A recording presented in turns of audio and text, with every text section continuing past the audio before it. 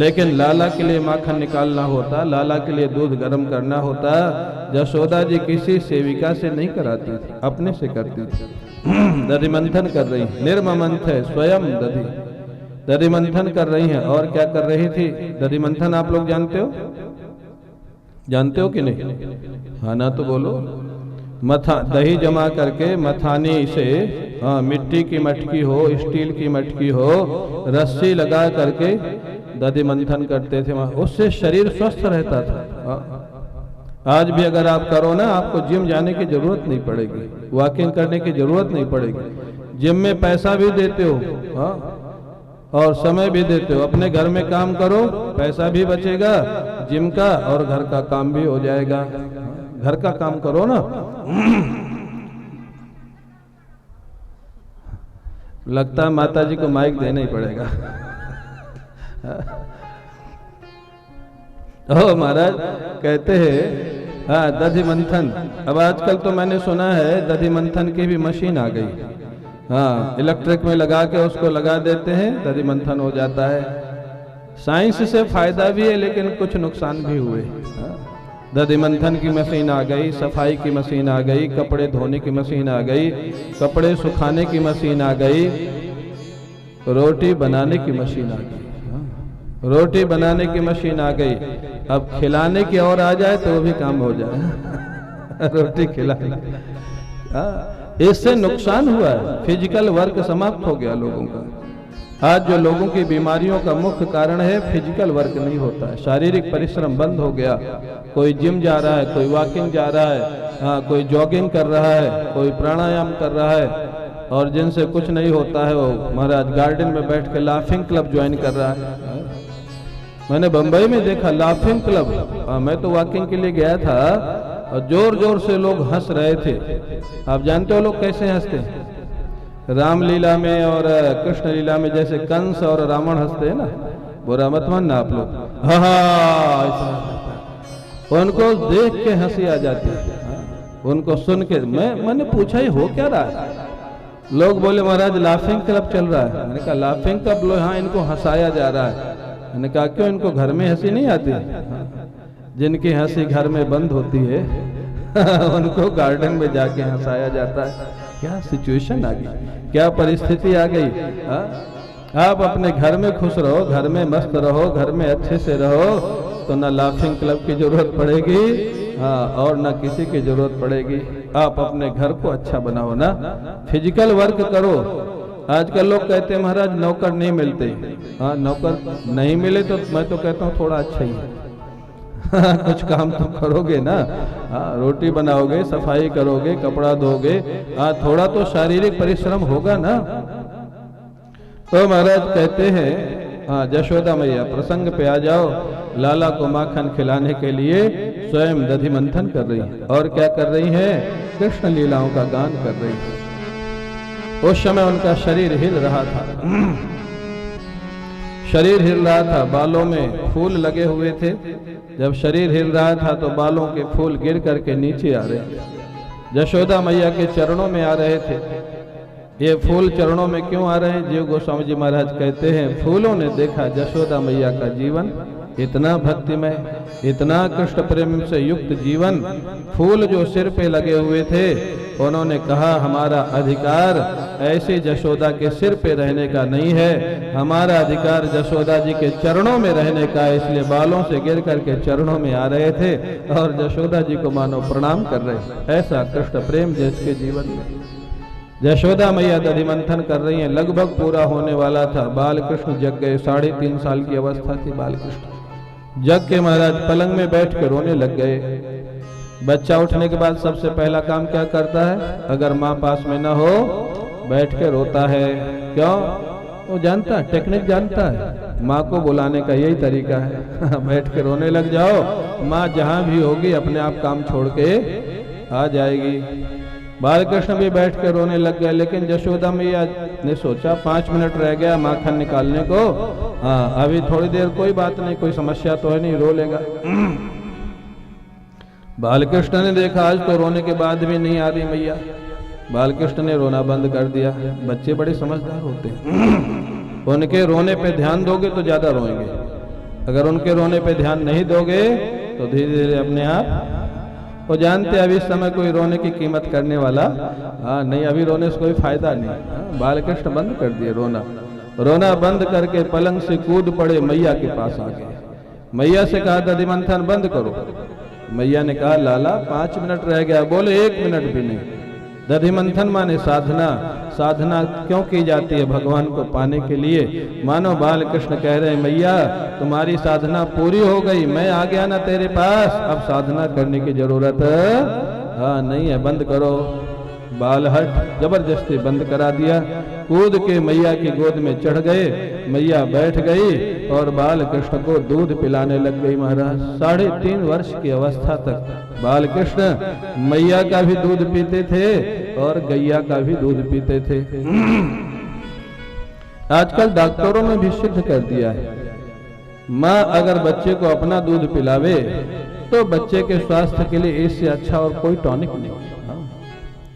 और जो माताएं बच्चों को अपना दूध पिलाती हैं वो बच्चे बड़े होकर के माँ के भक्त बनते हैं। क्यों? दूध जो है वो रक्त बनाता है और उसी रक्त से मन बुद्धि का निर्माण होता है, संस्कार पड़ते हैं। माँ के दूध से माँ की ममता बच्चे के हृदय में जाती है और वो ममता बड़े होकर के बनी रहती है। जो माँ अपना दूध पिलाएगी बच्चा बड़ा होकर माँ का भक्त बनेगा, और जो माँ बोतल का दूध पिलाएगी बच्चा बड़ा होकर के किसका भगत बनेगा? मैं क्यों बोलूं भाई? जो जिसका दूध पिएगा उसी का भगत बनेगा भाई। आज अजीत उधर क्यों बैठा है तुम भाई? मोबाइल के चक्कर में? इधर मैं देख रहा था, कहाँ गया आज? तो वही बात है। चलो कथा के बाद बताऊंगा। तो महाराज कहते हैं माँ अपना दूध पिला रही। उधर क्या हुआ, जो गैया का दूध था वो आग में रखा हुआ था, वो उफान आने लग गया, गिरने लग गया आग में। एक महात्मा कहते हैं मानो गैया के दूध ने विचार किया आज कन्हैया लगते हैं मैया का ही दूध पी लेंगे, फिर मेरे को नहीं पिएंगे तो मैं जी करके क्या करूंगा। मानो गैया का दूध आग में कूद करके आत्महत्या कर रहा है। कैसे कैसे भाव संतों के। मैया ने कन्हैया को गोद से उठा के नीचे बैठाला, दौड़ी दूध को बचाने के लिए, गैया के दूध को बचाने के लिए। मैया ने देखा अरे मेरे से भी ज्यादा महत्वपूर्ण कोई व्यक्ति आ गया क्या? मैया मेरे को छोड़ के किसको बचाने भागी? देखा ये गैया का दूध बचाने के लिए मैया ने मेरे को छोड़ दिया। ये दूध दही का इतना महत्व हो गया मैया के लिए। मेरी और मैया के बीच में जो भी आएगा उसको मैं सुरक्षित रहने नहीं दूंगा। उठाया पत्थर का लोढ़ा और महाराज दही मटकी जो रखी थी दही की मटकी फोड़ डाला। दही को फैला दिया। दूध दही को अब सुरक्षित। क्यों? मेरी और मैया के बीच में आ गई। मेरे से ज्यादा प्रिय मैया को दूध दही हो गया, इस दूध दही को अब नहीं रहने दूंगा, सुरक्षित। फोड़ डाला महाराज मटकी, दही बहने लग गया। डर गए, 3.5 साल के थे, समझदार तो हो ही गए थे। भागे, मैया मारेगी बहुत जब आएगी। क्यों? मटकी तोड़ डाला। मटकी बहुत पुरानी थी, ददिया सास के जमाने की मटकी। माताओं को पुराने बर्तनों से बहुत प्रेम होता है। हम लोगों को कभी कभी भोजन भेजती है ना टिफिन में, हमारे सेवकों को बोल देती हैं टिफिन ठीक से रख लेना, अगर टिफिन वापस नहीं मिला तो अगली बार भोजन। बोलती नहीं है ऐसा, लेकिन मतलब वही होता है। पुराने बर्तनों से बड़ा प्रेम होता है माताओं का। वो इतनी पुरानी मटकी कन्हैया ने फोड़ डाली। मैया ने जैसे लौट के देखा कन्हैया वहां से गायब थे। कन्हैया जाके छिप गए माखन जहाँ रखा था कमरे में, पीछे का दरवाजा खोला और बंदरों को खिलाने लगे। इधर मैया छड़ी लेके जा रही है। बंदरों ने देखा मैया आ रही है, बंदर कूद कूद के भागने लग गए। कन्हैया ने पीछे देखा, बंदर क्यों भाग रहे? पीछे देखा मैया आ रही, बंदर भागे, इधर कन्हैया भी भागे कूद के पीछे के दरवाजे से। अब सारे गोकुल में दौड़ मची हुई है, आगे आगे कन्हैया और पीछे पीछे मैया। सारी गोपियां निकल करके बाहर खड़ी हो गई। अरे लाला क्या हो गया? अरे पूछो मत, रुक के बताने का टाइम नहीं, मैया बहुत मारेगी। देख नहीं वो छड़ी लेके दौड़ रही मेरे पीछे। एक गोपी ने कहा कुछ सहायता करें? बोले हाँ, कोई अंधेरा कमरा हो तो बता दो, मैं छिप जाऊं, क्योंकि मैं काला और अंधेरा कमरा काला, दोनों मैच हो जाएंगे, दिखेंगे ही नहीं। बता दो अंधेरा कमरा। एक गोपी बड़ी प्रेमी थी कन्हैया की, उसने कहा कन्हैया मेरे हृदय में सबसे ज्यादा अंधेरा है, तो यहीं आके छिप जा। इतना सुंदर भाव था गोपी का। कन्हैया ने डांट लगाई, तेरे को भक्ति सूझ रही, मेरी पिटाई होने वाली है। तेरे को भक्ति सूझ रही, मेरे हृदय में आके छिप जा। महाराज डांटा और आगे भागे महाराज। मैया का शरीर मोटा तगड़ा था, लेकिन आज कल का जैसा मोटा तगड़ा नहीं कि दौड़ने में, वो खूब दौड़ती थी महाराज। आगे आगे कन्हैया, पीछे पीछे मैया। अब मैया थोड़ा थकने लगे, नेचुरल था, वो तो भगवान थे। मैया ने सौगंध खिलाई, लाला तेरे को सतयुग के भक्तों की सौगंध, खड़ा हो जा। खड़े हो गए। मैया पास में आई, फिर भाग गए। मैया ने कहा अच्छा तेरे को त्रेता के भक्तों की सौगंध है, क्योंकि राम जी तो कभी झूठ बोलते ही नहीं थे, उनकी सौगंध, खड़ा हो जा। खड़े हो गए। मैया पास में आई, फिर भाग गए। अरे किसी की सौगंध नहीं मानता। अच्छा तेरे को द्वापर के भक्तों की सौगंध है, जो तेरे भगत हैं, खड़ा हो जा। खड़े हो गए। मैया पास में आई, फिर भाग गए। मैया ने सोचा अब क्या करूं। मैया ने कहा अच्छा चलो कलयुग वालों को भी देख लेते, तेरे को कलयुग के भक्तों की सौगंध, खड़ा हो जा। लाला खड़ा हो गया। मैया जाके पकड़ लिया, भागा ही नहीं। मैया को बड़ा आश्चर्य। मैया ने कन्हैया से पूछा कन्हैया क्या कलयुग के भक्त सबसे अच्छे हैं, जिनकी बात तुमने मान लिया, बाकी के नहीं माना? कन्हैया मुस्कुराए, मैया कलयुग के भक्त सबसे कमजोर हैं, अगर इनकी बात नहीं मानूंगा तो एक दो माला जो कर रहे हैं वो भी छोड़ के बैठ जाएंगे। एक दो माला बेचारे कर रहे हैं, अगर इनकी बात नहीं मानूंगा तो वो भी छोड़ छाड़ के बैठ जाएंगे, नहीं करेंगे माला। इसलिए इनको ज्यादा ध्यान, जैसे कमजोर बेटे का ज्यादा ध्यान रखना पड़ता है ना, ऐसे कमजोर भक्तों को भगवान को ज्यादा ध्यान रखना पड़ता है। हाँ मैया ने पकड़ लिया। अब मैया ने डांटा तो माखन खा लेता, दूध पी लेता, मटकी को तोड़ी। अब महाराज कन्हैया रोने लग गए। मृषराश्रु लिखा है भागवत में, झूठे आंसू बहाने लगे। ओ इतने आंसू बह रहे हैं मानो बहुत डरे हो, झूठे आंसू बहा रहे। मैया घबरा गई, मेरा लाला इतना डर गया। मैया ने छड़ी फेंक दिया, अच्छा लाला कोई बात नहीं।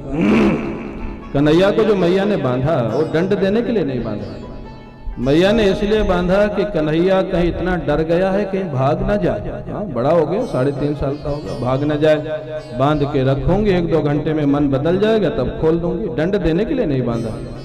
मैया बांधने लग गई। बांधने लग गई तो महाराज रस्सी छोटी पड़ने लग गई, फिर लीला करने लग गए। जितनी रस्सी जोड़े 2 अंगुल छोटी, फिर जोड़े 2 अंगुल छोटी, सारी रस्सी खत्म, 2 अंगुल छोटी। 2 ही अंगुल छोटी क्यों पड़ रही थी? कन्हैया कह रहे थे मैया मैं ऐसे बंधन में नहीं आता, 2 ही कारण से मैं बंध सकता हूँ, भक्त का प्रेम हुए और भगवान की कृपा हो जाए, दोनों जब एक हो जाए तो मैं बंधन में आ जाता हूँ, अन्यथा मैं बंधन में नहीं आता हूँ। ये कह रहे थे भगवान। मैया ने बरसाने से रस्सी मंगाई राधा रानी की और उससे भगवान को बांध दिया गया। मैया अपने काम में लग गई। कन्हैया ने सोचा मैया अपना काम कर रही है तो मैं अपना काम करूं। ओखल को खींचते हुए यमलार्जुन के 2 वृक्ष खड़े थे, उनके बीच में फंसा दिया, जोर से खींचा, दोनों भयंकर शब्द करते हुए गिर पड़े। महाराज दोनों प्रकट हो गए।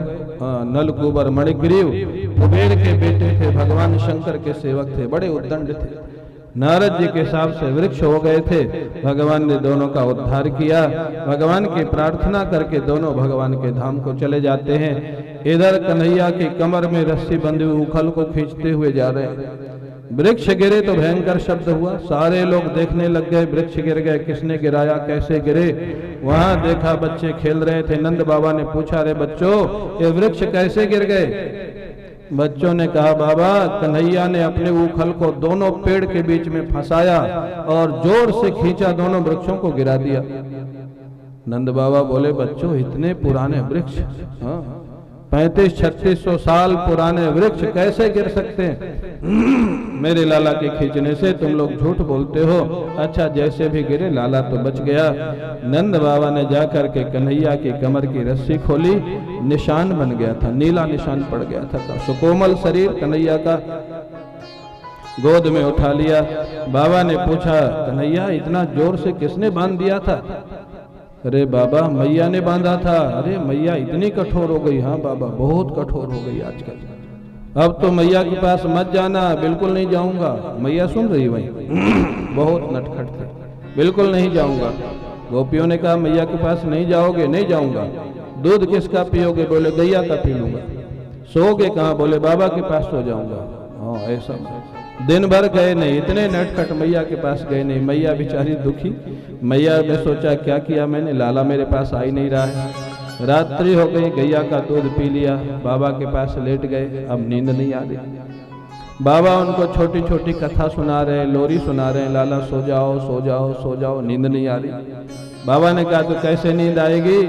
कन्हैया ने कहा नींद तो मैया के ही पास आएगी। बाबा बोले मैं जानता था तू मैया के बिना नहीं रहेगा, मैया तेरे बिना नहीं रहेगी। जा यहाँ से। मैया के पास गए कन्हैया।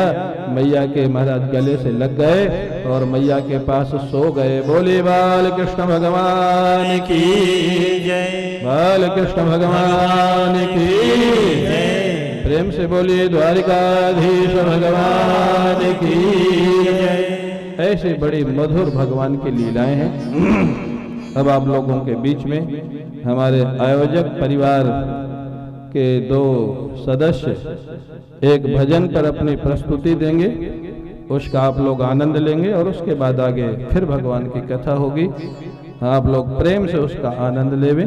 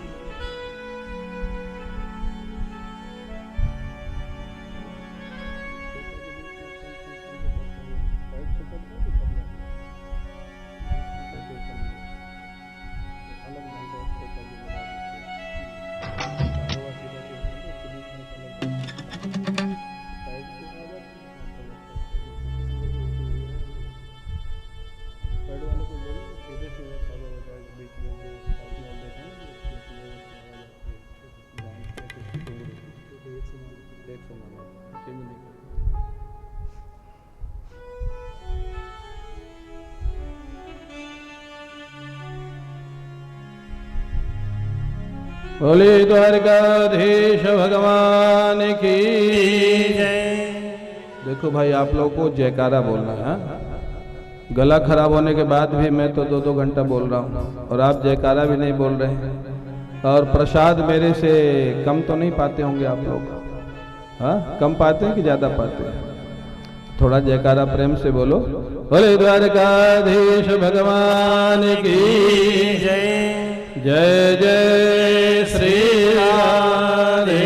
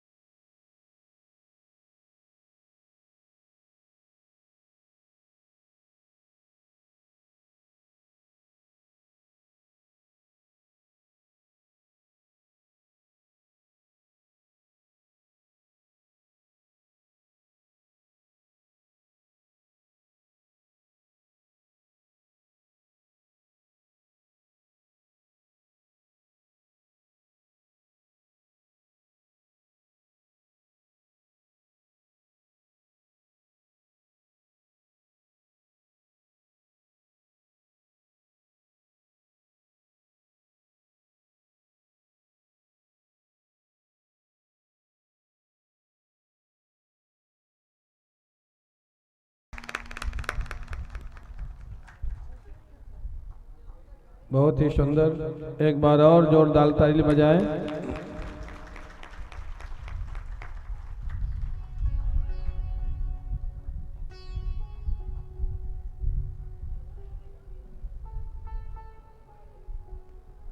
ताली में आप लोग कंजूसी करते हैं, थोड़ा जोर से बजाइए ताली।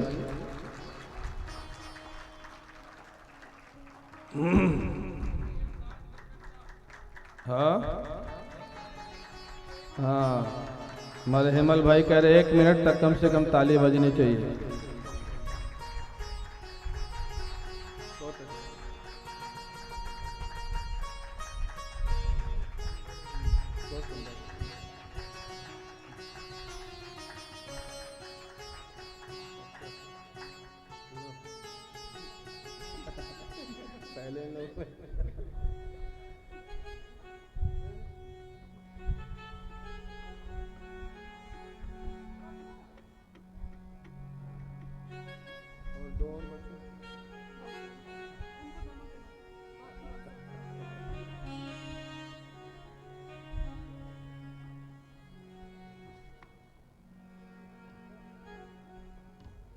दोनों का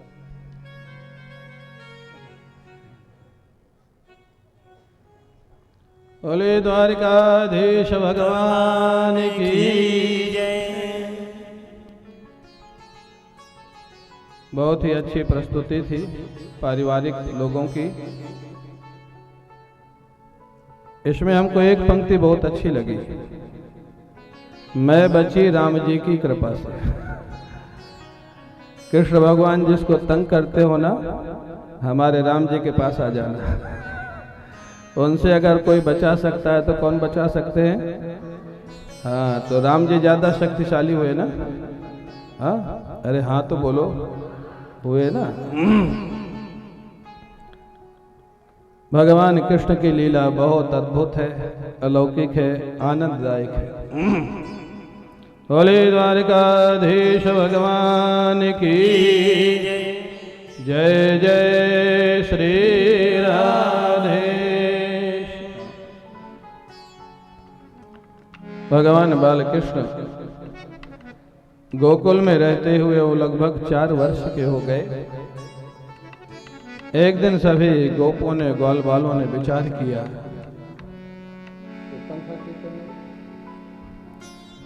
यहाँ पर रोज कोई ना कोई उपद्रव होता है, हम लोगों के स्थान बदलना पड़ेगा।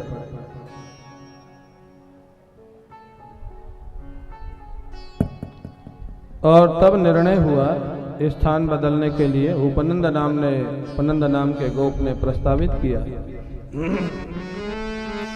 वनम वृंदावनम नाम पशव्यम नवकाननम गोप गोपी गवाम सेव्यम पुण्याद्रितृणवीरुधम। अगर गोकुल को छोड़ना है तो जाना कहाँ है?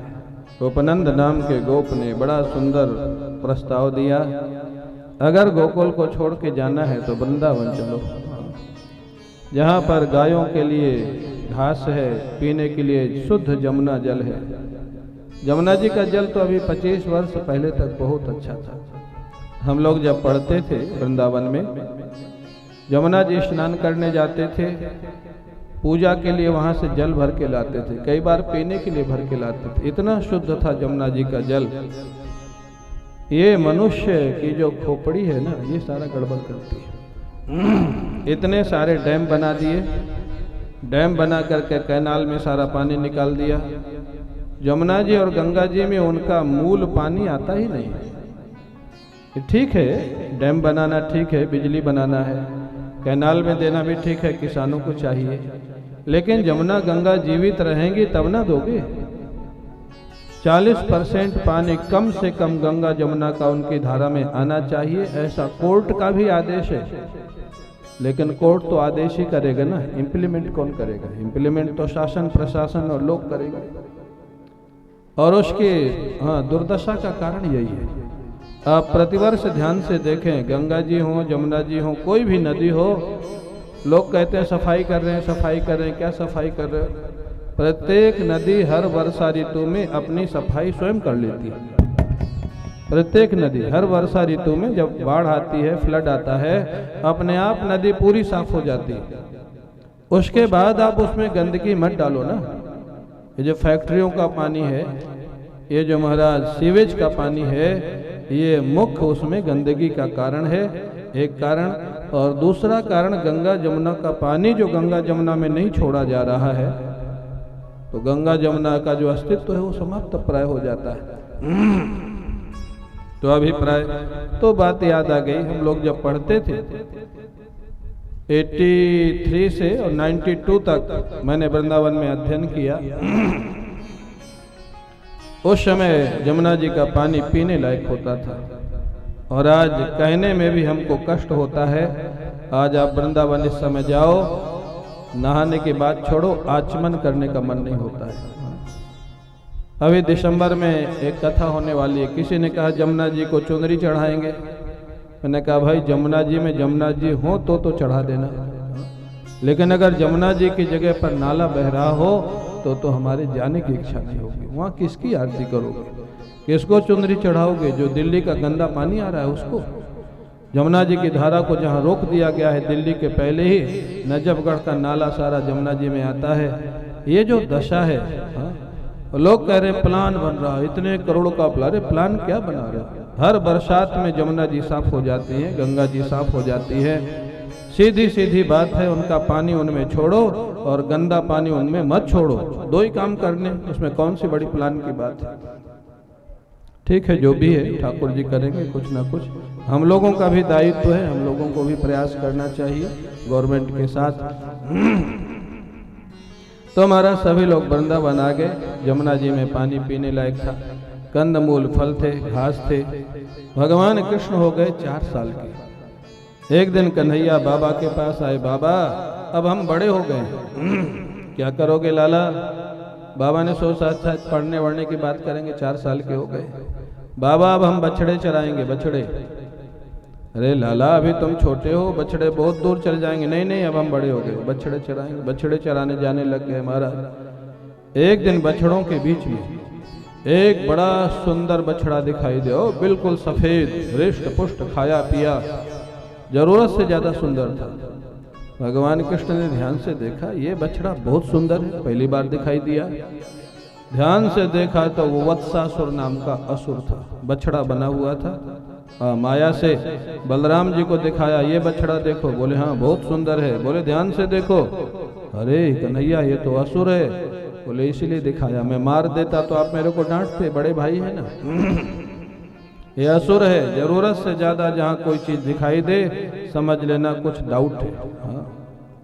जरूरत से ज्यादा कोई चीज, जरूरत से ज्यादा कोई आपको दंडवत करे, समझ लेना कुछ गड़बड़ है। हाँ। जरूरत से ज्यादा कोई आपकी बटरिंग करे, समझ लेना कुछ गड़बड़ है। और समझाऊं, जरूरत से ज्यादा जिसके बाल काले दिखाई दे, समझ गए, समझ लेना कुछ गड़बड़ है। हाँ गड़बड़ समझ गए ना। तो जहाँ जरूरत से ज्यादा कुछ दिखाई देता है वो नॉर्मल नहीं होता है।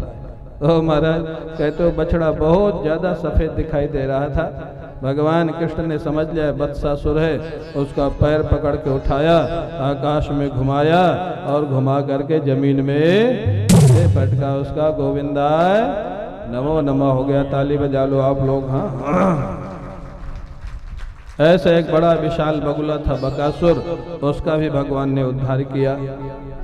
एक दिन भगवान कृष्ण ने सभी ग्वाल बालों से कहा, देखो जी कल सब लोग बाल भोग करके मत चलना, हम लोग बाल भोग अपने अपने घर से ले लेंगे और जंगल में खाएंगे, वन भोज करेंगे, वन भोज। हाँ? बाल भोग आप लोग जानते? बाल भोग माने ब्रेकफास्ट, जिसको आप लोग ब्रेकफास्ट बोलते हैं, साधु लोग उसको बाल भोग बोलते हैं। अच्छा ब्रेकफास्ट ज्यादा अच्छा लगता है कहने में कि बाल भोग। हाँ? जब मैं पहली बार बिरला परिवार में प्रवचन करने गया आज से 15 साल पहले, सरला बिरला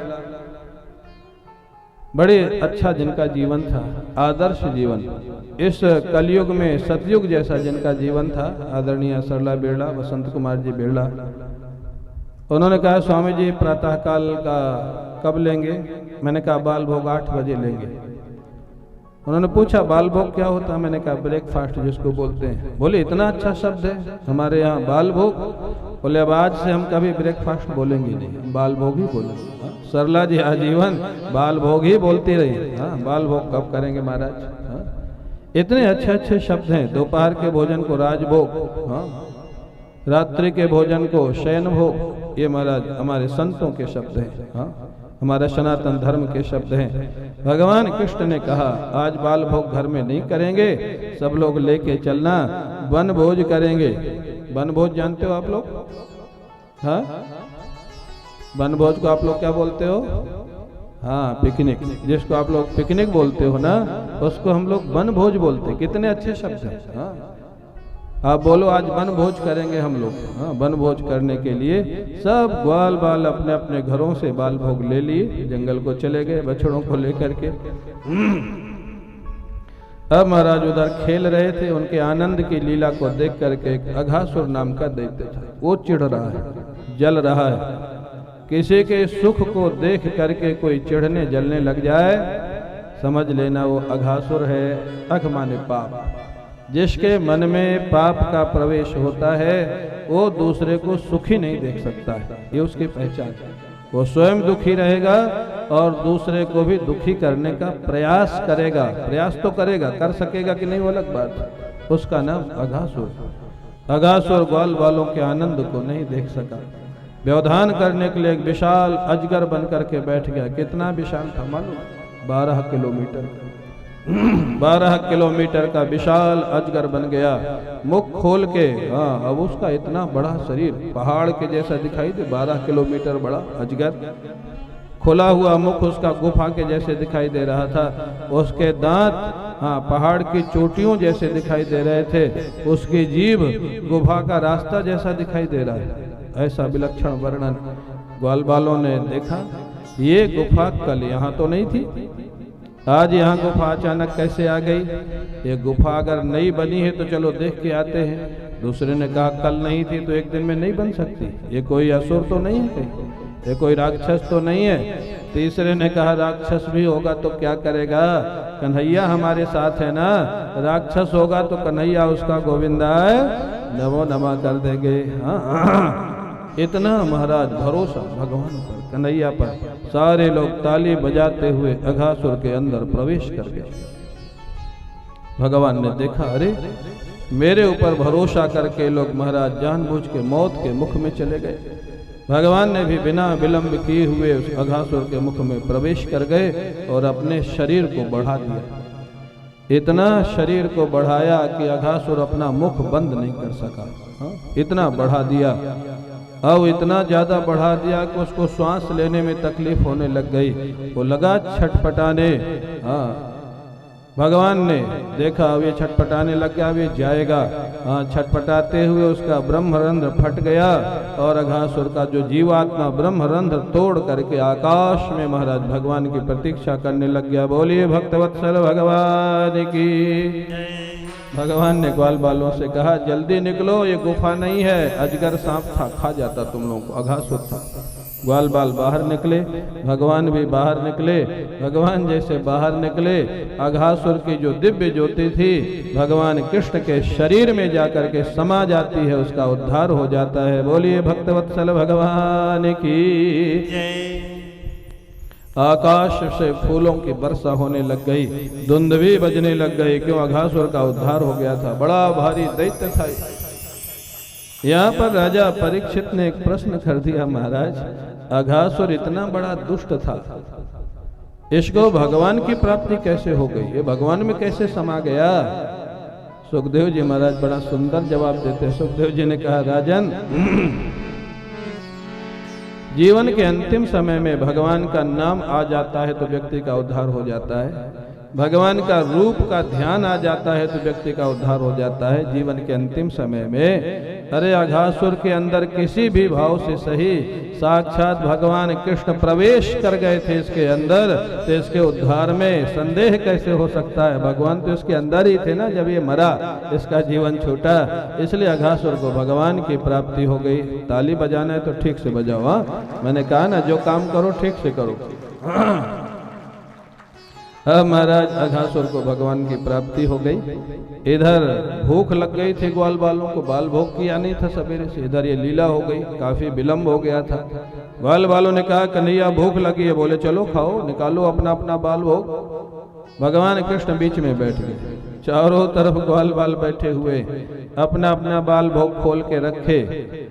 अब कन्हैया घूम घूम के चारों तरफ देख रहे हैं किसका अच्छा है, जिसका अच्छा होता है उसी का उठा के थोड़ा खा लेते हैं। ये देखो भगवान, जहाँ 56 भोग भी लगाओ तो जल्दी स्वीकार नहीं करते। आज कन्हैया ग्वाल बालों का बाल भोग उठा उठा के, हाँ जूठा, आप कल्पना कर सकते हैं, ग्वाल बाल भी उसी में खा रहे हैं, कन्हैया भी उसी से उठा के खा लेते, और एक हाथ से नहीं, दोनों हाथ से। ब्रह्मा जी इस लीला को देखने के लिए पहुंच गए। ब्रह्मा जी को संदेह हो गया, क्या, अरे ये भगवान कभी जूठा नहीं खाते, एक बात, और दूसरी बात भगवान दोनों हाथों से नहीं खाते। एक सभ्य व्यक्ति भी दोनों हाथों से नहीं खाता है, दोनों हाथों से खाना मना है, एक हाथ से खाओ, एक हाथ ठीक रखो। अब आजकल तो ये सब बातें कहने सुनने के लिए हो गई। आजकल जो सिस्टम चल पड़ा है ना, चप्पल पहन के भोजन बनाना, जूता पहन के भोजन करना, और वो जो सिस्टम चल पड़ा है बुफे बोलते हैं नहीं, उठाओ खाओ, हाँ जिसका कम पड़ गया प्लेट लेके जाओ, अपने से डाल लो, सब जूठा कर देते। आदमी खड़े रहे देने के लिए तब भी ठीक है, हाँ परोसने के तो परंपरा प्राय खत्म हो रही है। एक घर में मैं भोजन करने गया तो जो बना रही थी माताजी भोजन, वो चप्पल पहनी हुई थी। मैंने कहा माताजी चप्पल उतार दो, हम लोगों का ऐसे नियम है, चप्पल पहन के भोजन नहीं बनाते, हम नहीं खाते। माताजी ने कहा महाराज जी ये तो रसोई घर की चप्पल है। मैंने कहा माताजी चप्पल तो चप्पल है, चप्पल कोई फलाहारी नहीं होती है। चप्पल तो चप्पल है, रसोई घर की हो या बाहर की हो।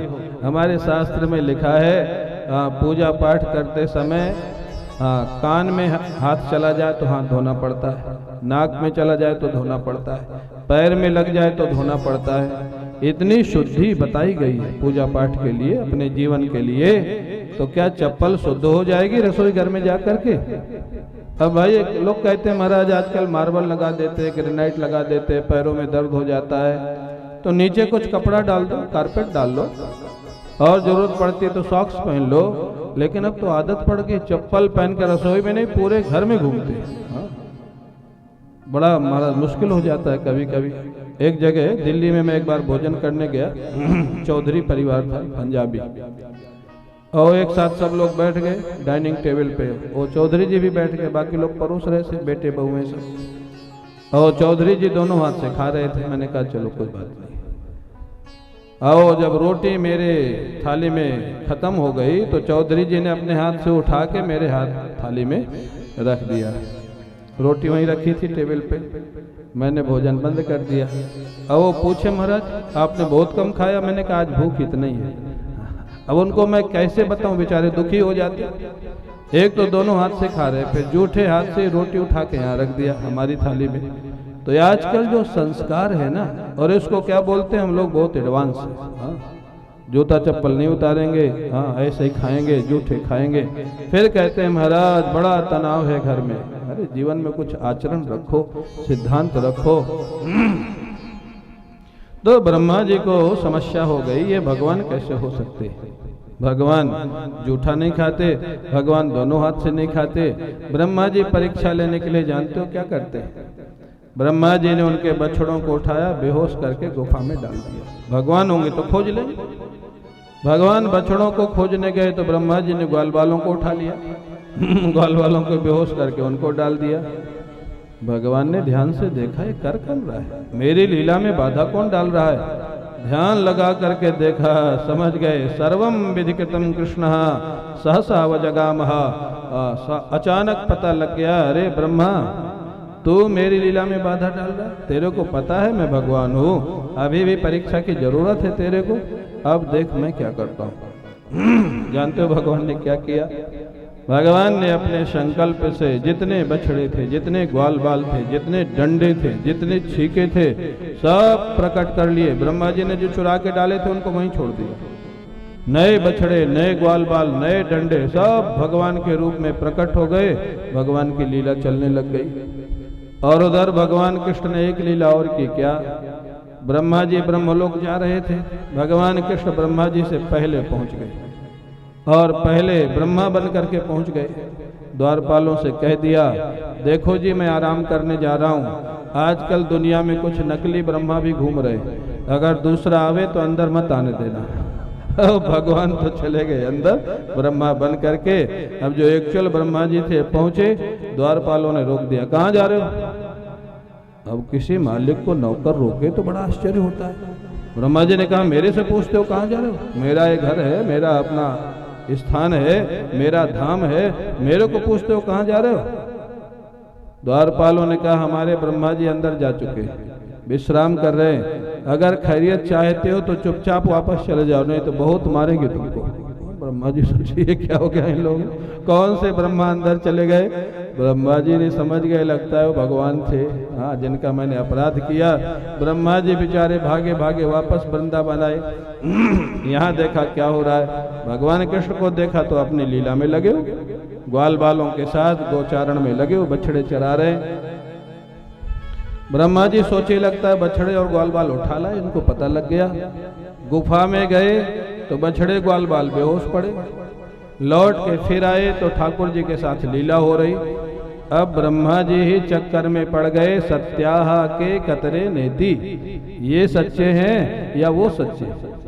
दोनों जगह बछड़े हैं, दोनों जगह ग्वाल बाल हैं, दोनों जगह लीला हो रही है, वो सच्चे या ये सच्चे? ब्रह्मा जी जब बहुत परेशान हुए, ठाकुर जी ने कृपा की और ब्रह्मा जी को जितने बछड़े थे, जितने ग्वाल बाल थे, सब शंख चक्र गदा पद्म लिए हुए भगवान विष्णु के रूप में दिखाई देने लग गए। अब ब्रह्मा जी को लगा, ये तो मेरा भ्रम था कि ये नंद का लाला है, ग्वारिया है, ये तो साक्षात भगवान है। जितने बछड़े ये भगवान, जितने ग्वाल बाल ये सब भगवान। ब्रह्मा जी महाराज भगवान कृष्ण के चरणों में साष्टांग जमीन पे लेट जाते हैं और महाराज प्रार्थना करते हैं, बोलिए भक्तवत्सल भगवान की। नौमीडते भ्रमपुसे तडिदंबराय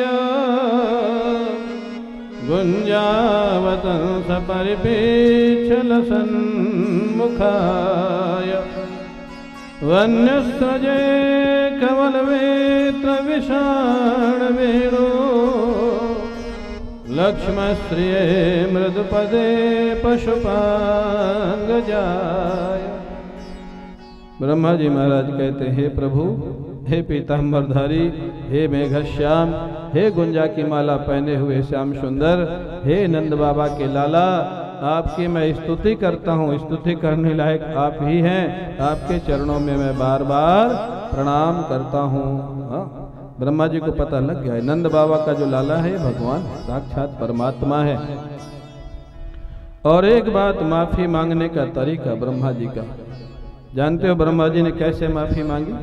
ब्रह्मा जी ने एक बड़ी सुंदर बात कही, बोले प्रभु, माँ के गर्भ में जब बालक होता है, 6 महीना 7 महीना 8 महीना का जब होता है, उसमें चेतना आ जाती है, बालक चलने फिरने लगता है गर्भ में, कभी कभी माता के गर्भ में पैर मारता है, हाथ मारता है।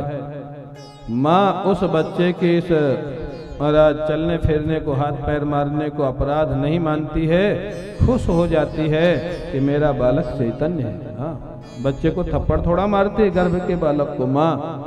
ब्रह्मा जी कहते हैं, प्रभु, जैसे वो छोटा गर्भ का बालक माँ उसको माफ करती रहती है, ऐसे दुनिया में जितने लोग हैं प्रभु, ये सब आपके गर्भ के अंदर के बालक हैं। अगर इनसे कोई गलती हो जाए तो जैसे माँ माफ कर देती है, ऐसे आप भी हमको माफ कर दीजिए। हाँ? कहाँ का दृष्टांत ब्रह्मा जी ने खोजा। हाँ? कितना सुंदर दृष्टांत।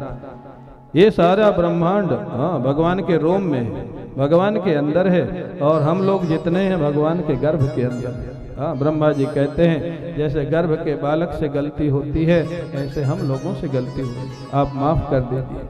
ब्रह्मा जी ने कहा, प्रभु, अगर मेरे को अगला जन्म मिले, एक जन्म अगर और मेरे को और देने वाले हैं, तो अब मेरे को ब्रह्मा नहीं बनाना। एक तो काम बहुत है, सारी सृष्टि की रचना करो, भगवान का ध्यान छूट जाता है, भजन छूट जाता है, तो क्या बनना चाहते हो ब्रह्मा? बोले अगर अगला जन्म मिले तो मेरे को ब्रज में जन्म दे देना। अच्छा, ब्रज में जन्म लेके क्या बनना चाहते हो? बछड़े ग्वाल बाल? नहीं नहीं नहीं, बछड़ा ग्वाल बाल बनने का तो मेरा पुण्य ही नहीं, मेरा इतना सत्कर्म नहीं, भाग्य नहीं। क्या बनना चाहते हो? बोले ब्रज का कोई वृक्ष बना देना, ब्रज की लता बना देना, जिससे इन ग्वाल बाल और बछड़ों के चरणों की धूल मेरे ऊपर पड़ती रहेगी और मेरे जीवन में कृष्ण प्रेम प्रकट हो जाएगा, इसलिए ब्रज का वृक्ष और लता बना देना। इतना सुंदर प्रार्थना किया। अहो भाग्यम नंद गोप ब्रजौ गोसाम यन मित्रम परमानंदम पूर्णम ब्रह्म सनातनम। अरे भाग्यशाली तो ये ब्रजवासी हैं जिनको भगवान कृष्ण ने अपना मित्र बना रखा है, या जिन्होंने भगवान कृष्ण को अपना मित्र बना रखा है। वास्तव में भाग्यशाली तो ये लोग हैं, इनके चरणों की धूल मिल जाए तो हमारे जीवन में कृष्ण प्रेम आ जाएगा। ब्रह्मा जी महाराज ने प्रार्थना किया, भगवान कृष्ण ने उनको माफ तो क्या किया। ब्रह्मा जी ने 3 परिक्रमा की भगवान की और भगवान के बछड़े और ग्वाल बाल वापस लाके दे दिए।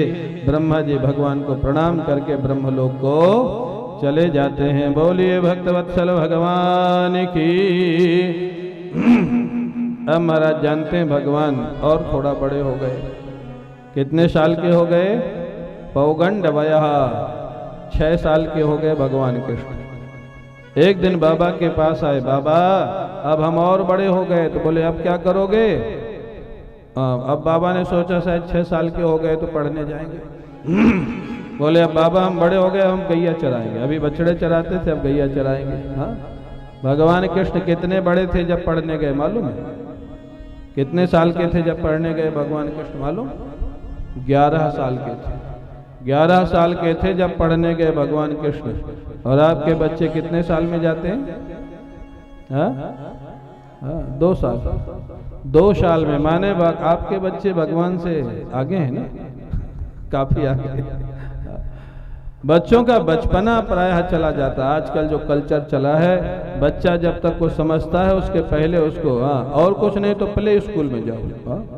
अरे प्ले स्कूल में खेलने ही तो जाता है ना, क्या घर में खेलने की जगह नहीं, या घर में कोई खिलाने वाला नहीं? समस्या है, माता पिता दोनों जॉब करते हैं या दोनों महाराज व्यापार करते हैं, घर में दूसरा बच्चा है नहीं, बच्चा एक ही होता है। ये समस्या है। ये कल्चर बहुत ठीक तो नहीं है, लेकिन अब जब तक चल रहा है ठाकुर जी की इच्छा। सबके घरों में वही हाल है जो बड़े बड़े घरों में रहते हैं। भगवान कृष्ण 6 वर्ष के हुए, बोले बाबा अब हम गैया चराएंगे। बाबा ने कहा लाला अभी छोटे हो। बोले नहीं अब बड़े हो गए। गोपाष्टमी का दिन था हमारा, जो अभी गोपाष्टमी गई ना, अपने यहाँ गैया की पूजा किए थे। गोपाष्टमी का दिन था। नंद बाबा ने गायों का पूजन किया, श्री कृष्ण बलराम का पूजन किया, ग्वाल बालों का पूजन किया, और उस दिन से भगवान ने गोचारण प्रारंभ किया। बोलिए भक्तवत्सल भगवान की गैया मैया के प्रति भगवान का इतना प्रेम। भगवान के पीछे सब लोग चलते हैं, लेकिन भगवान किसके पीछे चलते हैं? गैया मैया के, गौ माता के। भगवान के पीछे बड़े बड़े ऋषि मुनि भक्त लोग भगवान गैया मैया के पीछे। भगवान की चरण धूली पाने को बड़े बड़े महात्मा लालायित रहते हैं, लेकिन भगवान किसकी चरण धूली लेते हैं? गौ माता की। ये गौ माता की महिमा, गायों की महिमा। गाय की सेवा जरूर करना चाहिए। बड़े बड़े महापुरुषों ने, दिलीप ने गाय की सेवा करके सब कुछ पा लिया।